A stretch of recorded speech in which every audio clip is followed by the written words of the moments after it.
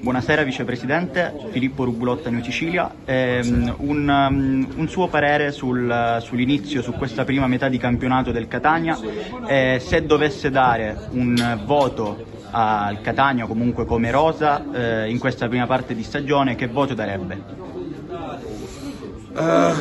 Più che alla rosa, chi sceglie la rosa dove dovrebbe ricevere il voto e dico è un 5, forse considerando siamo vicini a Natale è un 5.5, ma sotto nettamente le aspettative che il club aveva previsto.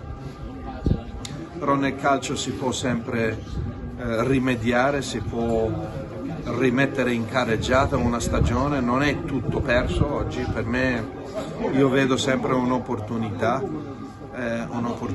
che voglio andare a prendere.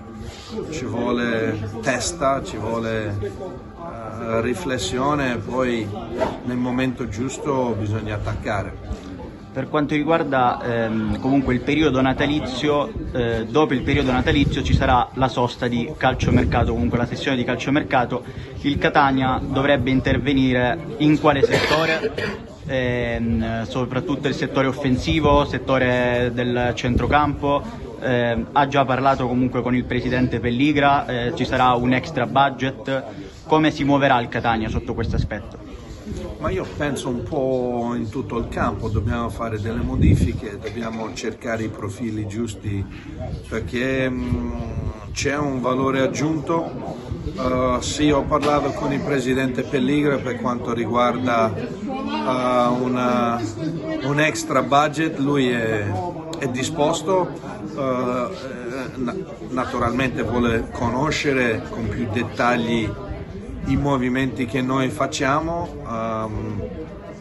però quando e dove serve si è sempre messo a disposizione. Non gli posso mai dire niente su quanto riguarda la parte economica del club, è stato per me molto generoso, la sua famiglia ha fatto grandi sacrifici e io sono sempre in debito con lui per questa opportunità e per questa sua voglia di mettere a disposizione soldi della sua famiglia per il Catania Football Club.